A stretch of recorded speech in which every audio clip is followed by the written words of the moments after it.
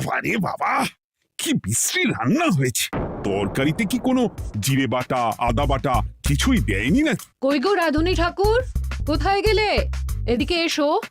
বলুন রানীমা। বলছি তুমি তো রাজবাড়িতে দীর্ঘদিন ধরেই রান্না করছো, কিন্তু ইদানি তোমার রান্না এত বেস্বাদ লাগছে কেন? সে তো আমি বলতে পারবো না, আমি তো আগের মতনই রান্না করি। ছোট মুখে বড় কথা বলছি, আমি কিছু বলতে চাই রানীমা। এই তুই আবার পাকামো করতে এসছিস কেন রে? তোকে কি রানীমা ডেকেছেন নাকি? আহ, কি বলতে চাইছে শুনেই দেখি না, বলো। রানীমা, এখন আর রাধুনী ঠাকুর আগের মতো যত্ন নিয়ে রান্না করেন না। রান্নাঘরে পড়ে পড়ে ঘুমোয় আর তাড়াহুড়ো করে কোনো রকমে রান্না করে দেন। একদম বাজে কথা বলবি না। বাজে কথা না রানীমা, শিলনোড়ায় বাটতে ওনার কষ্ট হবে বলে আজকাল রাধুনী ঠাকুর শুধু জিরে ফোড়ন দিয়ে রান্না করেন। এত বেতন দিয়ে তোমাকে রাখা হয় কি এই ফাঁকিবাজির জন্যে? কি মানে ভুল হয়ে গেছে। এর যদি এই ভুল করার ইচ্ছে হয় তাহলে তল্পি তল্পা গুটিয়ে বাড়ি গিয়ে ভুল করো, মনে থাকবে? মনে থাকবে মহারাজ। কি হচ্ছে বলো তো রানী? সকালে বাগানে পায়চারি করছিলাম, দেখি মালি একটা গাছেও জল দেয়নি। এই গরমে জল না পেলে যে গাছপালাগুলো মরে যাবে। সবাইকে এবার মনে হচ্ছে বলে বলে কাজ করাতে হবে।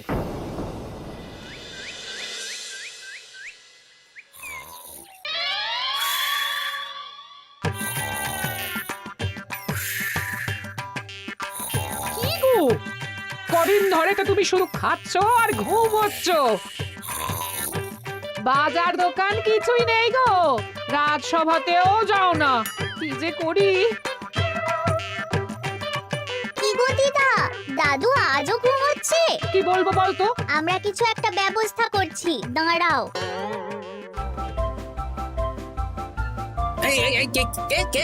ওঠো দাদু, আর কত ঘুমে? কুড়েমির একটা সীমা থাকে। ওঠো বলছি, ওঠো, ওঠো না। আমি বুঝতে পারছি বাড়ির কাজ বাজার দোকান এসব না করার জন্য তুমি পড়ে পড়ে ঘুমোচ্ছ।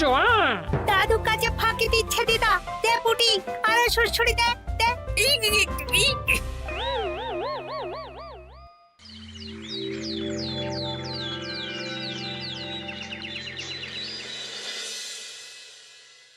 মহারাজের শরীর খারাপ না মন খারাপ? মহারাজ এরকম চুপ করে ঘুম মেরে থাকলে তো রাজপাট সব উঠে যাবে। কিছুই বুঝতে পারছি না। মহারাজ আছেন চুপটি করে, নেই যে মুখে শব্দ। ফাঁকি দিলে এবার তাকে করব আমি জব্দ। অনেক শুয়েছি, আর নয়। মহারাজ, কে ফাঁকি দিচ্ছে? আমি তো ফাঁকি দিই না। পণ্ডিত, তুমি দিচ্ছ নাকি ফাঁকি? না না, বৈদ্য। আমি ফাঁকি দিলে সবাই ওই রোগে ভুগে মরে যাবে। আমি তো রোজ সময়ই রাজসভায় আসি, তাহলে আমি বলছি আসল কারণ। রাজবাড়ির রাধুনী ফাঁকি দিচ্ছে, আর 3 দিন ধরে রাজসভায় গোপাল বেপাত্তা। হ্যাঁ, এই গোপাল বেটাই আসল ফাঁকিবাজ। ওকে বরখাস্ত করে দিন। গোপালকে যদি বরখাস্ত করা হয় তাহলে বিপদে আপদে মহারাজের পাশে দাঁড়াবে কে? অসময় মহারাজ বুদ্ধি পাবেন কার কাছে? এই সুযোগ, এই সময় গোপালকে মহারাজের চক্ষুশূল করতে হবে, তাহলে আমি একেবারে জেঁকে বসতে পারবো। মহারাজ, গোপাল ঠিক কতটা ফাঁকিবাজ হয়ে উঠেছে তার কোনো ইয়ত্তা নেই। হ্যাঁ বলুন তো। বেটা গোপাল কোনোদিন সঠিক সময়ে রাজসভায় আসে না, কোনো দিন তো আসেই না, যেমন আজকেও আসেনি। আর না এলে মহারাজকেও কারণটা জানায় না। আপনাকে সম্মান করা তো দূরের কথা, কোনো ভ্রুক্ষেপই করে না। এটা কিছুটা হলেও মন্ত্রী মশাই ঠিক কথা বলছেন। হ্যাঁ, এ তো একদম সঠিক কথা। ঠিক বলেছ। প্রহরী, প্রহরী, বলুন মহারাজ। তুমি আরেকজনকে সাথে নিয়ে এক্ষুনি গোপালকে তুলে নিয়ে এসো। আচ্ছা মহারাজ। বলি তুমি আজকেও রাজসভায় কামাই করবে?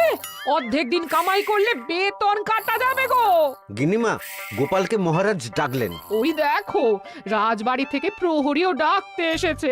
ওহ, মহারাজের আদেশ না শুনলে তোমাকে তুলে নিয়ে যেতে বাধ্য হব। আরে দাঁড়িয়ে দেখছিস কি? তুলে নিয়ে চল। ঠিক বলেছিস, তুই হাত ধর আর আমি পা ধরি। আমরা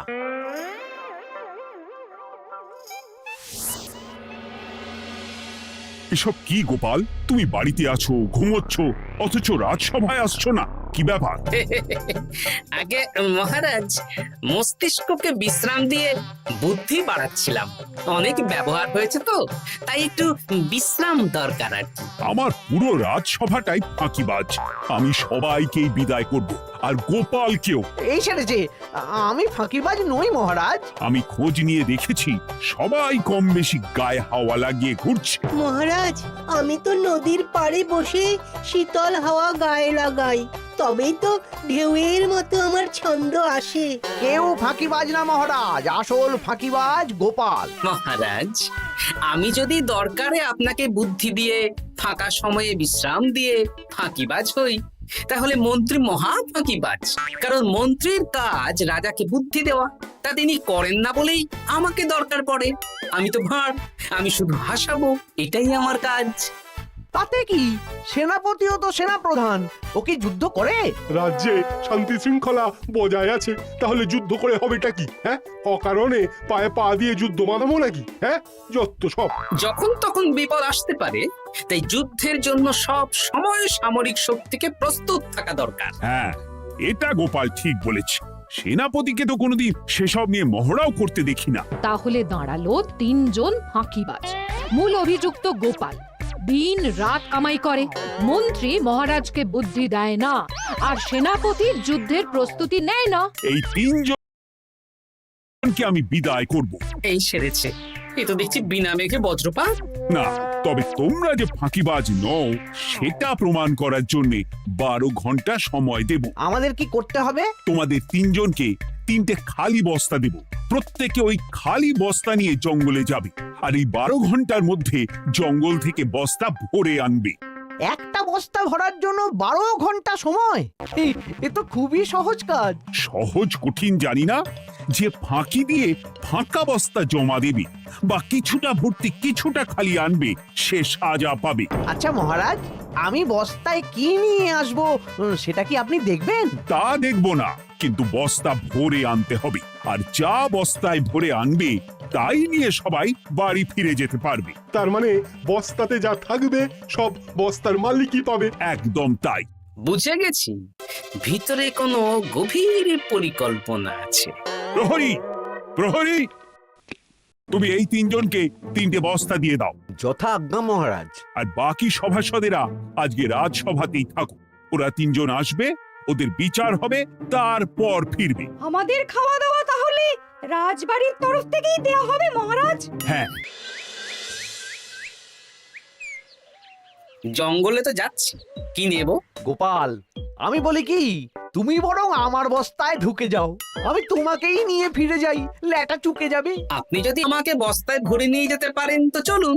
একা এই সেরেছে। দাঁড়ান, আমি আপনার কাঁধে চড়ে দেখি আপনি আমাকে বইতে পারবেন কি পারবেন না। না না, মুখ ফসকে বলে ফেলেছি, মাথা খারাপ নাকি? তাহলে নিজের মতন থাকুন।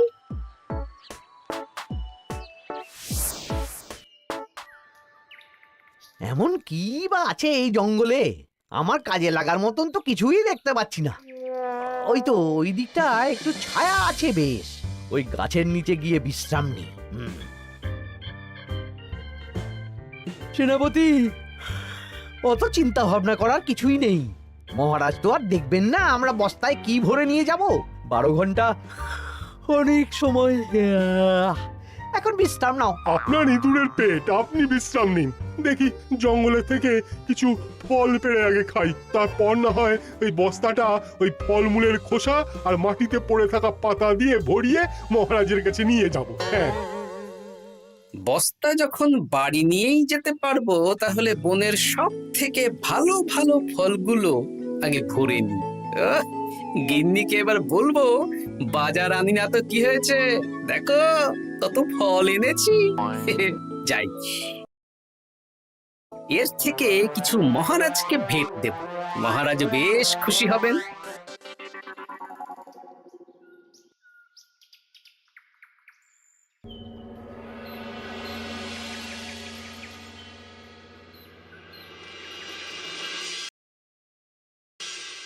উফ, এই এত বড় জ্বালার মতো পেটখানা নিয়ে এই পেল্লাই গাছে উঠবো কি করে? দূর দূর, আশেপাশে ঢিল পাথরও দেখতে পাচ্ছি না। এই বুড়ো বয়সে হাড়গোড় ভাঙলে সে এক খারাপ ব্যাপার হবে। আরে দূরে ওদিক থেকে আওয়াজ পাওয়া যাচ্ছে, তার মানে এই বনে কেউ এসেছে। ভাই মদন, এই গাছটা ঝড়ে ভেঙে অনেক দিন পড়েছিল, এটা তো নেবই। তুই ওদিকে দেখ, কত মোটা একটা সেগুন গাছ রে। ওই গাছটা নিয়ে গেলে আমরা 1 বছর বসে খেতে পারবো। তাহলে আর দেরি কেন, হাত লাগা। আরে আরে আরে করো কি, এগুলো সব আমাদের মহারাজ কৃষ্ণচন্দ্রের পছন্দের গাছ। ভুলেও এই গাছ কেটে নিয়ে যাওয়ার ভাবনা চিন্তা করো না। আর ওই সেগুন গাছটা তো মহারাজের সবচেয়ে প্রিয়। আরে মহারাজ কি করে জানবে শুনি, এই বনে তো তিনি ভুল করেও আসেন না। এই যে আমি আসি, আমি মহারাজের দূত। তোমরা যদি ভুল করে ওই সেগুন গাছে হাত দাও, তাহলে কিন্তু তোমাদের গর্দান যাবে। এই সেরেছে, কিন্তু আমরা তো কাঠুরিয়া, কাঠ ছাড়া পেট চালাবো কি করে? সে তোমাদের ব্যবস্থা তোমরা করো, অন্য অনেক কাজ আছে। এই সামনের গাছটা মরে পড়ে আছে, এটার কাঠ আমরা নিয়ে যেতে পারবো তো? তা পারবে, এতে অত চিন্তার ব্যাপার নেই। গোপাল আছে যখন, তখন এই রাজ্যের কেউ মুশকিলে থাকবেই না। শুধু তোমাদের একটা কাজ করতে হবে। কি কাজ? এই নাও বস্তা। আমার জন্য এই জঙ্গল থেকে টাটকা বিভিন্ন ফল পেড়ে এই বস্তা ভরে দাও, তাহলে মহারাজকে আর তোমাদের কথা বলবো না, বুঝলে? আর তোমাদের যাতে রাজবাড়িতে কোনো কাজ হয় সেই নিয়ে মহারাজের কাছে সুপারিশও করব, কেমন? বেশ বেশ, তুমি তাহলে এখন এখানে বিশ্রাম করো, আমরা তোমার বস্তা ভরে ফল নিয়ে আসছি। ঠিক আছে, আমি তোমাদের কুঠার পাহারা দিচ্ছি, তোমরা ভালো তরতাজা ফল বস্তায় ভরে নিয়ে এসো।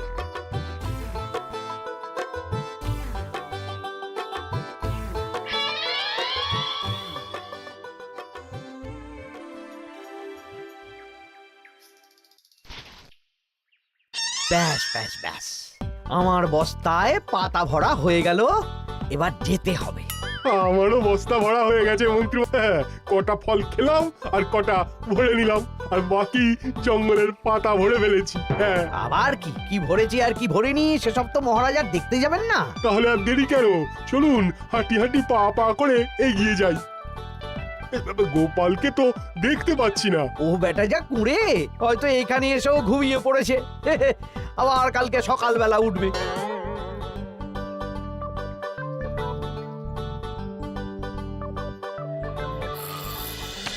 এই যে ভাইয়া, এই যে হ্যাঁ, কে কে? আমরা। ও বলো, বস্তা ভরে এনেছো? হ্যাঁ, ভরে এনেছি। তাহলে চলো রাজসভায় যাই, তোমাদের একেবারে মহারাজের সাথে পরিচয়ও করিয়ে দেবো, আর কাজের ব্যাপারেও বলবো। চলুন, চলো চলো চলো।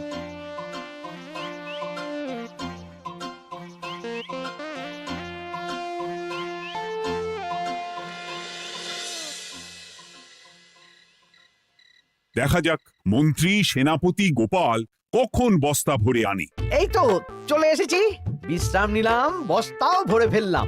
এই দেখুন মহারাজ, আমিও বস্তা ভরে এনেছি। বাহ, তোমাদের বস্তা দেখে তো মনে হচ্ছে খুব হালকা। হ্যাঁ, আপনি যখন আমাদের বস্তা ভরে কি এনেছি সেটা দেখবেন না, তখন অত খাটাখাটনি করে কি লাভ মহারাজ? কিন্তু গোপালের এখনো অবধি দেখা নেই, ও কি সোনা গয়না ভরে আনছে? গোপাল যা কুঁড়ে আর ঘুমকাতুরে, হয়তো জঙ্গলেও ঘুমিয়েই পড়েছে। মহারাজ, আপনি একটা কাজ করুন, আমাকে আর মন্ত্রী মশাইকে যুগ্মভাবে বিজয়ী ঘোষণা করে দিন, ব্যাস। এত তাড়া কিসের? বাবা বাবা বাবা, তোমরা তিনজনেই বস্তা ভরে এনেছো, আমি খুব খুশি। আমার কথা শুনে কাজ করেছো, তোমরা তিনজনেই বিজয়ী। এবার বাড়ি যাও, যাও। গোপাল কি করে বিজয়ী হয় মহারাজ? এই বস্তা ভরে নিয়ে আসাতেও তো ওর ফাঁকিবাজি ধরা পড়ছে। কিসের ফাঁকিবাজি? এই যে দুটো লোক তোমার হয়ে বস্তা বয়ে আনলো, সে তো মহারাজ সহ আমরা সবাই দেখতেই পেলাম। তা তো ঠিক, গোপাল নিজে হাতে বস্তা ভরে নি। মহারাজ বস্তা ভরে আনতে বলেছেন, আমি এনেছি, এখানেই কথা শেষ। আমি কাকে দিয়ে বস্তা ভরালাম, কে আমাকে সাহায্য করলো, সেসব তো কোনো শর্ত আরোপ করা ছিল না। কিন্তু পরীক্ষাটা তো কে ফাঁকিবাজ সেটা প্রমাণ করার পরীক্ষা। এখানে তো তুমি ফাঁকি দিলে গোপাল। এটাও ঠিক কথা, তাহলে গোপালের শাস্তি পাওয়া উচিত। মহারাজ, আপনার শর্ত ছিল সেই ফাঁকিবাজ বলে প্রমাণিত হবে যে বস্তা খালি আনবে। এইখানে আপনি একটা ছোট্ট ভুল করেছেন মহারাজ। বস্তায় কি আছে সেটা দেখবেন না, আগেই বলে দিয়েছেন। তা তো বলেছি। আপনি নিশ্চয় জানেন পাঠশালায় কিছু ছাত্রছাত্রী থাকে যারা পড়ার বইয়ে মুখ গুজে বসে থাকলেও পড়ায় তাদের মন থাকে না, মাথাতেও পড়া ঢোকে না, তাই সেই পড়া তাদের কোনো কাজে লাগে না। কি পণ্ডিত মশাই, এদেরকেই তো বলে ফাঁকিবাজ। বিলক্ষণ, এরাই ফাঁকিবাজ। ধন্যবাদ। তেমনি আমি যদি বলি সেনাপতি আর মন্ত্রী মশাই ওই ফাঁকিবাজদের মতনই ফাঁকি দিয়ে বস্তা ভরেছে, তাই ওদের বস্তা এত হালকা। সে তো আমি বুঝতেই পারছি। কিন্তু আমার বস্তায় যা জিনিস ভরে এনেছি তা একার পক্ষে সংগ্রহ করা মুশকিল ছিল, তাই আমি দুজনের সহযোগিতা নিয়েছি। মহারাজ, আপনি কি বস্তা খুলে দেখবেন নাকি? না না, আমি খুলে দেখলে আমার কথার খেলাপ হবে। এবার তো দেখছি আবার তিনজনের পরীক্ষা নিতে হবে। হ্যাঁ, নইলে প্রকৃত ফাঁকিবাজ কে সেটা প্রমাণ হবে না। কিন্তু ফাঁকিবাজ ধরার উপায় কি? মহারাজ, আমরা বরং আমাদের বস্তা নিয়ে বাড়ি না গিয়ে একদিন কারাগারেই থাকি, আর তাতেই প্রমাণ হবে এই বস্তায় সত্যি কি আছে যা আমাদের নিজেদের কাজে লাগবে। এটা ভালো বুদ্ধি। মহারাজ তখনই কারাগার থেকে আমাদের মুক্ত করবেন যখন আমরা আর থাকতে না পেরে ডাক দেব, আর যে আগে বেরোতে চাইবে সে সব থেকে বড় ফাঁকিবাজ, মানে যে আগু পিছু না ভেবে কাজ করে। বেশ, তাহলে তাই হোক। মহারাজ, কারাগারে শুধু জল ছাড়া আর কিচ্ছু দেওয়া হবে না, কারণ বস্তায় তো আর জল থাকতে পারে না। না না, তা কি করে হয়? শুধু জল? হ্যাঁ, আমি তো লোককে দিয়ে বস্তা ভরিয়েছি। আপনারা নিজে কি এমন কাজের জিনিস ভরেছেন সেটাই প্রমাণ হবে। বেশ, তাহলে তোমরা কারাগারে যাও। প্রহরী, ব্যবস্থা করো।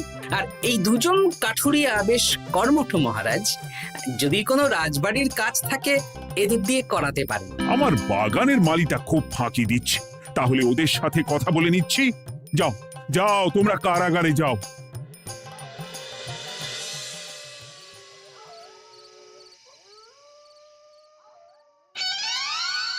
ওরে বাবা রে, কি খিদে খিদে পাচ্ছে রে। দেখি বস্তায় কি আছে দেখি।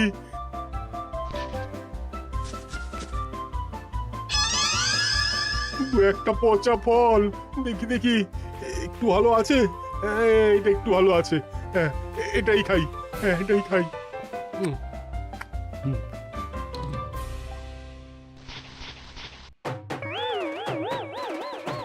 আমি তো শুধু পাতা ভরেছি, কি সেরেছি? আমাকে কি জল খেয়েই কাটাতে হবে? এবার আমি দেখি।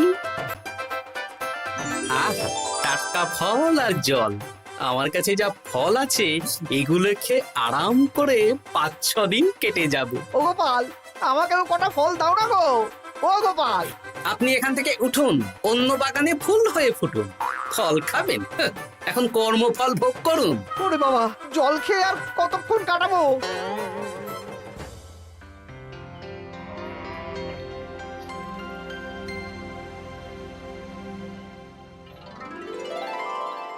উফ, পেটটা চুই করছে, কি খিদে পেয়েছে না। আমি আমি বাড়ি যাব। আপনি বাড়ি যাবেন? তাহলে বেরিয়ে আসুন, বেরিয়ে আসুন। বেটা গোপাল কায়দা করে এমন শর্ত দিতে বললো, পুরো ফেঁসে গেলাম। আমারও তো খাওয়ার মতন তেমন কিছু নেই, আমিও এখানে থাকবো না। আমি এখানেই আছি, ফল খাবো, জল খাবো, আর প্রকৃতির ডাক এলে একটু বাইরে যাব।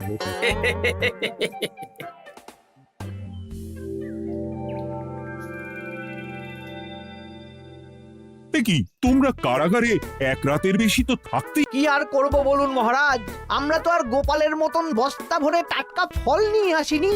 বেটা গোপাল আমাদের দেখিয়ে দেখিয়ে ফল খাচ্ছিল, ওতে আমাদের খিদে আরো বেড়ে যাচ্ছিল। তাহলে এরা দুজনে তো হার মেনে নিল। গোপাল কি করছে? গোপাল খাচ্ছে আর ঘুমোচ্ছে। ওকেও নিয়ে এসো। আচ্ছা মহারাজ।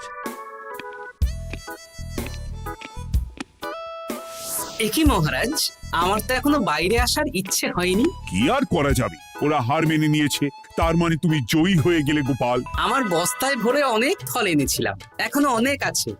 আপনি তাহলে বাকি ফলগুলো নিয়ে নিন। তাহলে তো এটাই প্রমাণ হলো গোপাল কাজের সময় ফাঁকিবাজি দেয় না, শুধু বুদ্ধি বাড়ানোর জন্য একটু বেশি ঘুমোয়। এই নাও গোপাল, তোমার উপহার। মহারাজ, আমি সময়ের কাজ সময়ে করি আর বাকি সময় একটু ঘুমাই। আমার এখন ঘুম দরকার মহারাজ, কাল থেকে অনেক ধকল গেল যে। বেশ, তোমাকে ঘুমানোর জন্য 1 সপ্তাহ ছুটি দেওয়া হলো। ধন্যবাদ মহারাজ। কি সেনাপতি আর মন্ত্রী মশাই, এবার বুঝলেন তো ফাঁকি দিলেই ফাঁকে পড়তে হয়, তাই কাজ করলে ভেবে চিন্তে করুন। চলি, খুব ঘুম পাচ্ছে।